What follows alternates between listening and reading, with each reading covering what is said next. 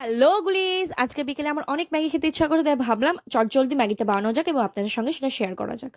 Maggi বানানোর জন্য আমি একটা গাজর, দুটো কাঁচা লঙ্কা, দুটো পেঁয়াজ, একটা টমেটো, একটা ডিম নিয়ে নিয়েছি। আপনারা চাইলে আদার্স কোনো সবজি নিতে পারেন যেটা আপনাদের কাছে অ্যাভেলেবেল থাকবে, বাট এটা আমার কাছে এগুলো অ্যাভেলেবেল ছিল। তারপর সব সবজিগুলোকে একটু পাতলা পাতলা করে কেটে নেবেন, বাট আমি পারি না, সেহেতু দেখুন একটু মোটা মোটা হয়ে গেছে। এরপর আমি জলটাকে 2 মিনিট ভালো করে গরম করে নিলাম, দিয়ে নামিয়ে নিলাম। তারপর আমি ম্যাগি দিলাম, কেননা এতে ম্যাগিগুলো ভালোভাবে মানে ঝরঝরে থাকে, প্লাস সেদ্ধ বেশিটা হয় না। এরপর কুচি করে রাখা গাজরগুলোকে একটু ভালো করে ফ্রাই করে নিলাম, একটু হালকা লবণ দিয়ে। এরপর পেঁয়াজগুলোকে দিয়ে দিলাম, যাতে ভালোভাবে পেঁয়াজগুলোকে একটু মানে ফ্রাই করা যায় এবং ভালোভাবে ব্রাউন হয়।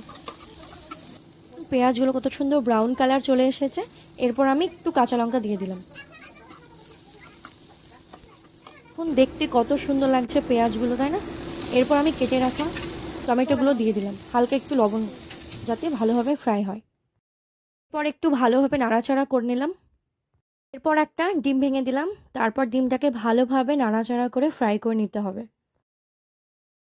ভালোভাবে ফ্রাই হয়ে গেলে ভেজে রাখা গাজরগুলোকে এবার দিয়ে দিলাম। তারপর একটু ভালোভাবে নাড়াচাড়া করার পর সেদ্ধ করে রাখা ম্যাগিগুলোকে আমি দিয়ে দিলাম।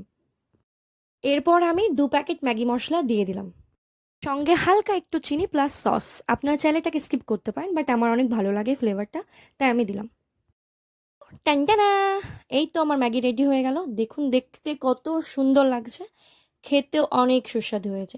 আপনারা এইভাবে ম্যাগি তৈরি করে দেখবেন, কত সুন্দর লাগবে খেতে।